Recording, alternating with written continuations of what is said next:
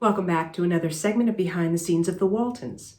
Today I'm talking about another episode from season 4, The Intruders, where Grandpa uses his wily, cunning sense to beat out a competitive lumber company. If you're enjoying these, please do hit like and subscribe. I've spoken about driving sequences before and how sometimes it is the actual actors and sometimes it might just be one of our drivers. In this case, it is the actors because we do then see inside the vehicle and we see that it is Ralph and Richard in there. So we're close enough to be able to tell that they did do this driving sequence. Ben has a new love interest, a new girl who's moved into town, Courtney. He is walking home with her, and Mary Ellen and Aaron are right behind and doing a lot of teasing. Times are still tough for the Waltons, and John is worried about the amount of work available, but they currently have a contract with Horace, played by Wilford Brimley. They go to see him to make a delivery, and he unfortunately has to cancel the contract because there is a new lumber company in town, Murdoch, and they have made him an offer to supply the wood at a lower cost. Ben's relationship with Courtney is not going so well. They go for a ride on Blue. Now, Eric has said that he wasn't all that fond of horses and maybe not even particularly comfortable around them. So here was a case where you see him on Blue, but he probably wasn't all that excited about it.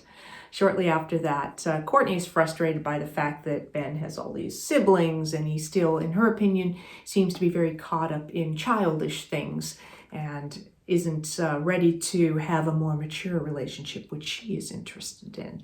So she breaks up with him. Being frustrated by this and having argued with various members of the family, Ben decides he's leaving because he wants to be considered a man. He is nearly or right around 16 or something, so he's going to strike out on his own. So he is packing up and he is going to head off.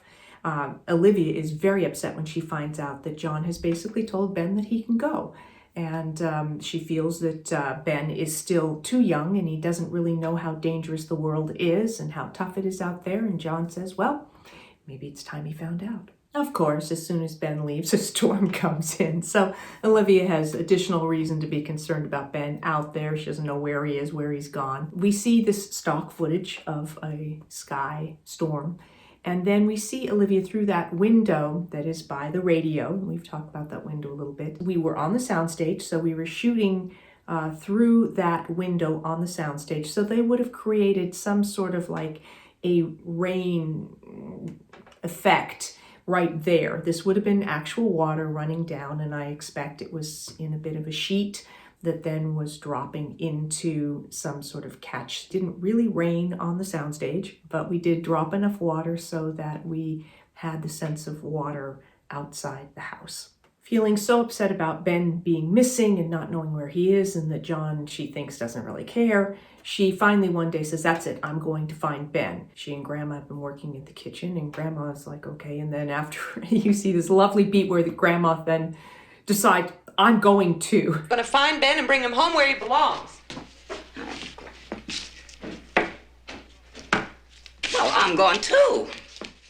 Grandpa and John Boy decide to check out what's going on with this Murdoch company and how is it that they can afford to be cutting lumber at a lower cost than the Waltons are. And what they discover is that the Murdochs are just wiping out the mountainside. They are not sustainably cutting. They are just clearing the whole mountain, which will cause erosion and basically destroy that mountainside.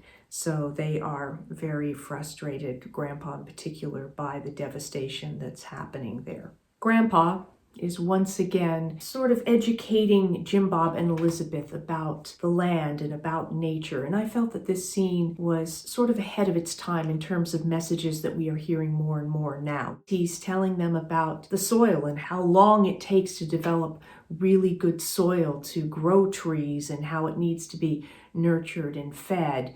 I loved that this was a part of the Waltons, that we were putting forth a message of caring for the land and for our environment, even then in the 70s. A super cute scene of Olivia and Grandma. Olivia's driving John Boy's car and Grandma keeps telling her to slow down. How could she be driving so fast? And at one point when Olivia is really determined to get there fast, she speeds up and Grandma's appalled that Olivia is going 22 miles an hour, which just seems like race car speed to Grandma. Because of the storm, a railroad trestle has washed out. So John, in need of work, he and John Boy go to the railroad to put in a bid to supply the lumber for the new trestle. Well, a representative from Murdoch's company has also arrived there, and so the two are kind of competing for this bid, and the railroad representative says, well, we need enough lumber, I can use both of you. John Boy gets an idea. He proposes that the Waltons and the Murdochs, whoever delivers the first load of lumber, will get this warehouse contract because the railroad is also in need of a new warehouse. John isn't so sure about this idea, but they all agree that they will go with this proposal. Ben, who's been looking all over for work, is hitching a ride, and he gets picked up by a representative of the Murdoch company and finds out that they are looking for workers, and so Ben has himself a job with Murdoch, having no idea that this is now his family's competition. When we're out here at Murdoch's and Ben is working, we see Geer. Geer is played by Paul Harper. Paul Harper was David Harper's stepfather. Because Olivia and Grandma are out looking for Ben, John comes home and there is no food and everyone's just kind of hanging around. Those of us who are just not preparing meals and things like that, we all get in a lot of trouble and get to work real fast. Ike comes to let John know that he saw Ben when he was delivering some supplies out to Murdoch's. This, of course, prompts a lot of activity in the Waltons. But one thing I did notice was that Joe Conley, his hair caught my attention because we had seen Ike earlier in the episode. Fair enough, his hair looked longer. Like, okay, that's fine. So he got a haircut.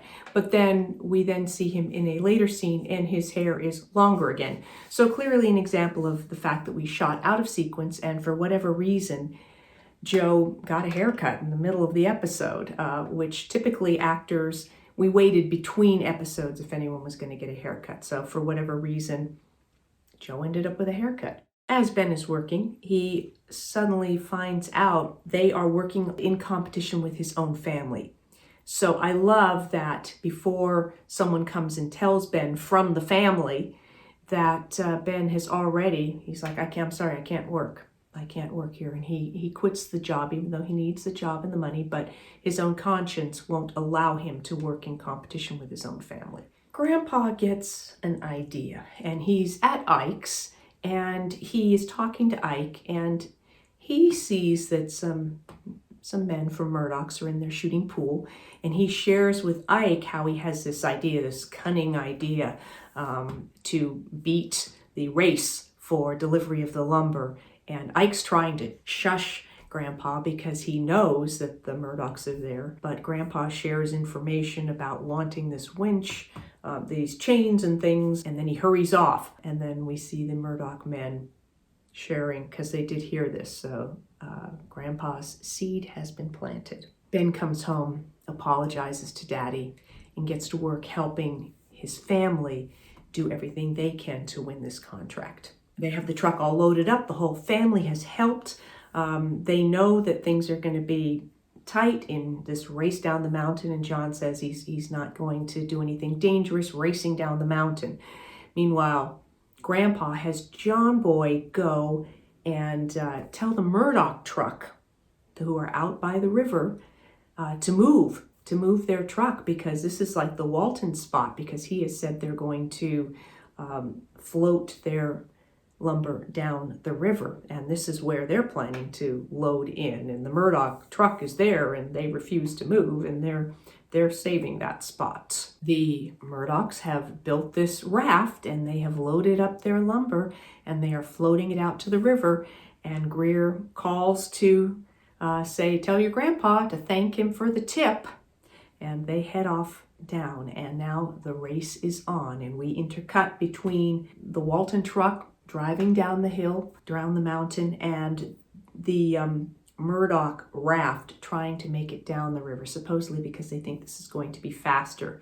But they pretty quickly get hung up, and they're trying to figure out how to get the raft moving. Now, this river that we're seeing was actually the Kern River, in Southern California. This was the only time I know of that we ever used the Kern River, but it suited the needs for this particular episode. The Walton truck catches up to where the raft is stuck on a sandbar, and Grandpa shares that there's only 44 more sandbars for them to get themselves past along the way down the river. John Boy laughs, Grandpa laughs, and John Boy hops up onto the top of the truck and they head off down. This was a process shot where John Boy's sitting up on top of the truck, so he was not driving off, the real road for some length of time sitting up on top of a load of lumber.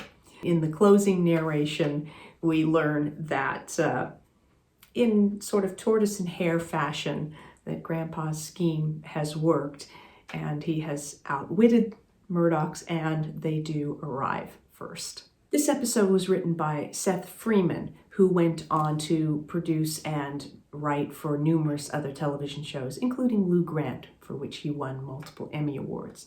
I noticed that in the book Goodnight John Boy, Seth Freeman had this to say about the episode The Intruders. This episode is particularly special to me because, among other reasons, it was the first dramatic prime-time television script I ever wrote, and because Earl had done something extraordinary in giving me the assignment to write it. Earl had read a spec, half-hour comedy script on a plane flight to New York, and he had seen enough of a glimmer of talent in this piece to write me an encouraging letter. The letter was great, but the extraordinary and really unusual act was that Earl and producer Bob Jacks and story editor Carol McKeon then gave a writer of an unproduced half-hour comedy a shot at writing dramatic episode of an honored television series. Most producers don't do that. Pigeonholing is the norm. In my subsequent producing career, I have tried to emulate them and have given writers who can write opportunities in new forms. I had always been attracted to the character of Grandpa Walton, and my first story featured Grandpa in a sly and canny Brer Rabbit-like turn, outsmarting some unscrupulous rival loggers in the region of Walton's Mountain, and teaching the youngest kids a special reverence for the land and the forest in the process. I started writing with great enthusiasm, but before long I hit a snag, a scene I couldn't manage to invest with the special kind of inventiveness that made a Walton episode a Walton. I solved the problem in a weird way. I pretended I was Earl. I tried to imagine how he would handle the scene, and immediately I found myself back at work again. What I had done, of course, was to engage my imagination and find a way to turn off the self-conscious critical mode of thought that can inhibit any creative work. So I love that. I love that insight into what it took for him to write it, and also what it said about Earl Hamner and our team that gave people new opportunities, and also Seth's what he wanted to say about Grandpa and the land and all of that. That's what I have for you for this segment of Behind the Scenes of the Waltons about the episode The Intruders. I'll be back with more Behind the Scenes of the Waltons and more Ask Judy. Thanks for watching.